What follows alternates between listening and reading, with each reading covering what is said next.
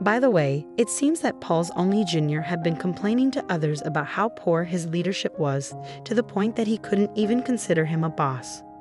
Paul overheard this, and they are currently in the midst of a dispute. He should have known how important it is to take care of your own junior. As for me, I had been offered a position at our overseas headquarters. I had been declining due to the current circumstances and out of consideration for Paul. But I finally decided to take on the opportunity. I'm currently preparing for my transition. I've been causing my father some worry, but we've started practicing video calls so we can keep in touch when I'm abroad. I am content because I'll be able to pursue the job that I have been dreaming of since I was a child. It's time to give it my all. Paul hardly ever helped with household chores, but Michelle didn't mind. When they went out together, Paul always took charge, letting Michelle relax and enjoy herself without any worries. It felt like they had a good balance in their relationship. However, everything changed when Michelle's mother passed away. While Michelle was at work, her father called to tell her that her mother's health had gotten worse and she had collapsed. Michelle rushed to the hospital and said her final goodbye to her mother. She decided to stay with her father to arrange the funeral. When she called Paul, he said he couldn't leave work suddenly. He missed the wake and only made it to the funeral, but it seemed like he hadn't prepared to dress appropriately for the occasion. I had to quickly find him clothes to wear, but he complained a lot, saying I should have done it earlier. With all the sadness and business of arranging the funeral, I couldn't handle Paul's complaints, so I ignored them. But he didn't seem to appreciate that and stayed in a bad mood. Since then, it feels like we've been arguing more in our marriage. It's normal to have disagreements after being married for 3 years, but lately, Paul has been picking fights aggressively. He's always telling me what to do and taking charge. I got tired of it and tried saying no a few times, but he didn't know where things were in the house. So simple tasks took a long time. Plus, he complained while trying to help, making an even bigger mess. Eventually, I realized it's easier if I just do everything myself. I didn't always do everything Paul asked. I handled some things myself to make my life easier. I mentioned preparing for my mom's first death anniversary gathering next week. Okay, I said, and Paul grumbled, oh, I have an important meeting that day. What should I do? I've told you about this gathering well ahead of time. How could he suddenly say he couldn't make it? What? You're not coming? Paul let out a heavy sigh. It's not that, but it will be hard to leave everything to my subordinates, you know. He seemed pleased with his recent promotion and often talked about his junior team members. I felt like sighing right along with him. Please make arrangements for it, all right? I stressed. It was the day before my mom's first death anniversary gathering. When I returned home from work, Paul was sulking in the living room, drinking beer. Sorry, I'm late. Had to do overtime, he mumbled. I figured he was upset because I was late, delaying dinner. I've been waiting here for an hour, just as I expected. But it's only an hour, right? If he couldn't cook, he could have bought something. I did tell him when I'd be home. He could have taken some initiative. Holding back my frustration, I handed him a takeout box. I thought cooking would take too long, so I got this on my way home. In response, Paul slammed his beer glass on the table. Takeout again. Aren't you slacking off a bit too much lately? The last time I got takeout was about 2 weeks ago.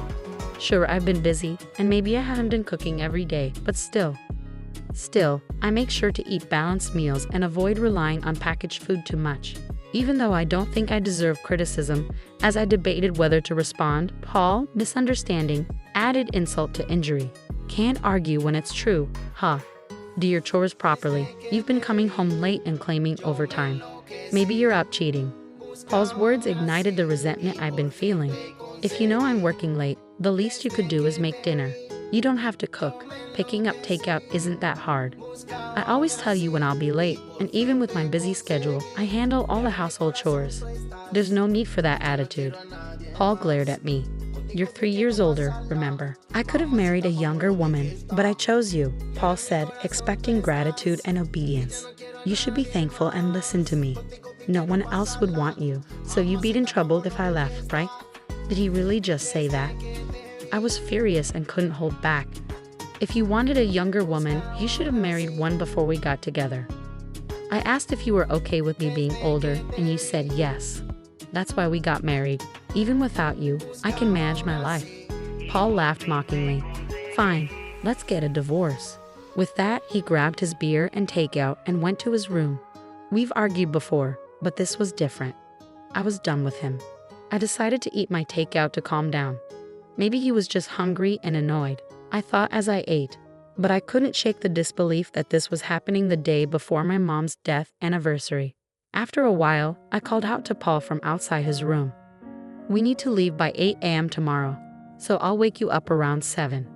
There was no response, but I felt he was awake. With that said, I went to bed. The next morning, when I woke up early, Paul was already gone. The bags I packed were still in the room. He hadn't left for the gathering without me. Where did he go? I called his phone, but he didn't pick up. He didn't respond to my texts either. With no other option, I left a voicemail and started getting ready to leave alone. I finally reached Paul while waiting for the train at the station. "I have a meeting. Can't leave it to my juniors," was all he said before the call ended abruptly. I was overwhelmed with a mix of anger and resignation, feeling stunned and bewildered. Before I could dwell on it further, the train arrived, burdened with luggage meant for two. I boarded alone. Upon reaching my father's house, he asked anxiously, "Where's Paul?" Seeing my father's sadness since my mother's passing, I didn't want to add to his worries.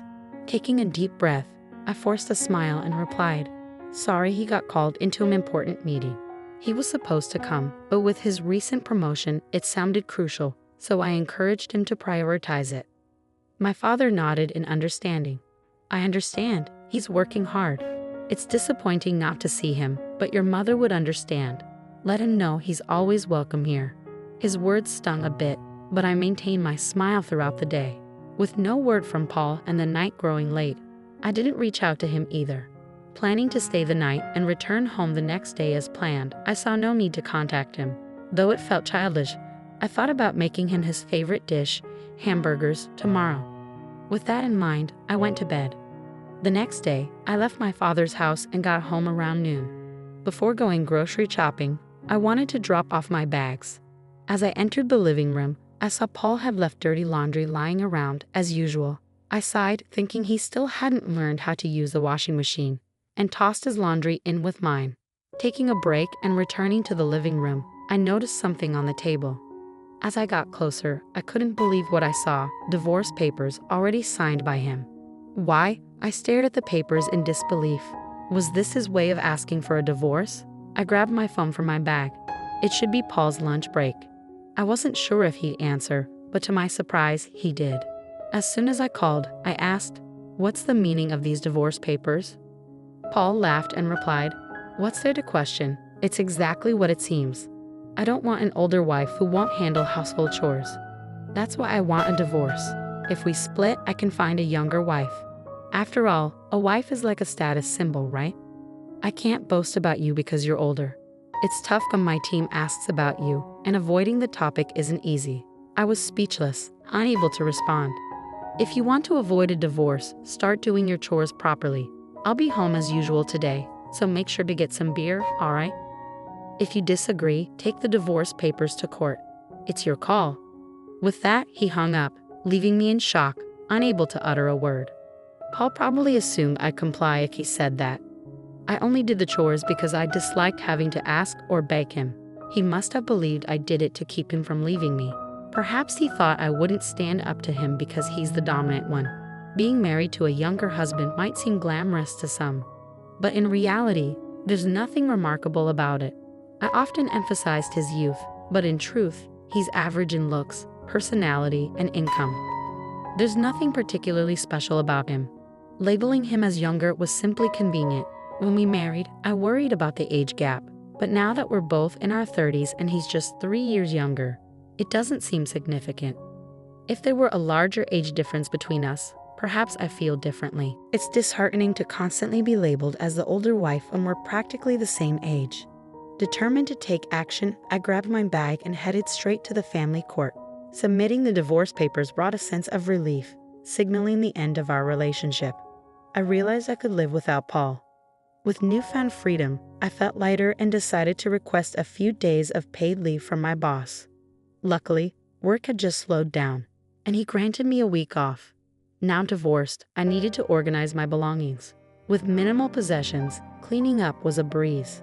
I stored larger items in a storage unit, packed essentials and clothes in my car, and spontaneously decided to visit a hot spring resort. Since it was the off-season, I found a cheap hotel for my stay without any hassle. Driving with excitement, I indulged in the hot springs and relaxed in my room, only to be interrupted by a ringing phone. "Michelle, I asked you to get beer, didn't I? Where are you?" It was Paul's usual time to return home. I chuckled, recalling his words. "I'm at a hot spring resort." "What? A hot spring resort? Why? What's going on? Didn't you say to file the divorce papers if I didn't agree with you?" I pictured my ex-husband flustered, and my laughter grew. "Wait, did you really file them?" "Yes, I did." "Why?" "It was your suggestion, Paul." "Have you forgotten what you said earlier?" His tone became perturbed. "Wait, are you joking? When you say hot spring resort, do you mean some nearby spa? If so, I'll get dinner, so come home soon." I couldn't help but laugh at the sudden, seemingly caring tone as he claimed to be a considerate husband. It took about an hour and a half of driving. There's even an outdoor natural hot spring. It's so relaxing. I hope it doesn't rain tomorrow.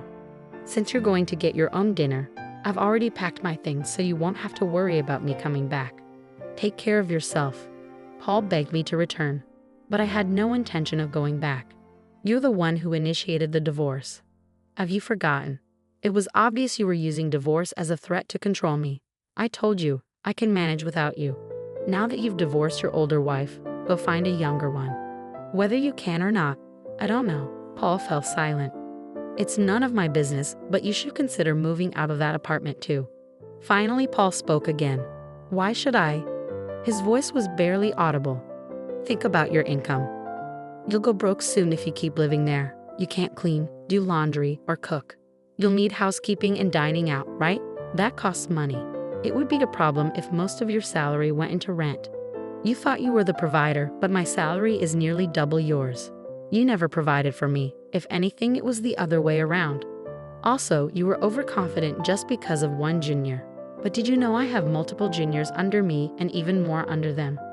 I don't usually talk about work because Paul gets moody, but I outrank him in both position and salary. You'd think he'd notice after living together, but it seemed like he was fine finding out now. Perhaps Paul, being dominant and proud, kept his ego intact by looking down on me. Now that he can't, he must feel defeated. I've shattered his pride as payback for all these years. The reason I handled household chores without complaining, despite your domineering behavior, was partly because you were younger and I cut you some slack, and partly because it was too much hassle to ask you for anything. It's not like I needed you to stay with me. I was just taking care of your needs along with mine. So when you said, do the chores or we divorce, of course I chose divorce. We're strangers now. Goodbye then. I said what I needed to and hung up. Feeling refreshed, I savored the hotel's food afterward. As expected, Paul sought reconciliation, but I replied with a smile. I'm older than you. I'm sure you don't want me back. Presumably, he wasn't successful with younger women. Eventually, Paul gave up and moved out of the apartment. I hired a lawyer for the division of assets, demanding more to compensate for the burden of household chores imposed on me until now. Paul, being cheap, didn't hire a lawyer, so I had the upper hand. With my lawyer, we reached an agreement with favorable conditions for me. By the way, it seems Paul's only junior had been complaining to others about his poor leadership, to the extent that he couldn't even see him as a boss. Paul overheard this, and they're currently in dispute. He should have realized how crucial it is to support your own junior. As for me, I've been offered a position at our overseas headquarters. I initially declined due to the current circumstances and out of consideration for Paul. But I finally decided to seize the opportunity. I'm now preparing for my transition. Though I've caused my father some worry, we've started practicing video calls to stay connected when I'm abroad. I'm content knowing I'll be pursuing the job I've dreamt of since childhood. It's time to give it my all.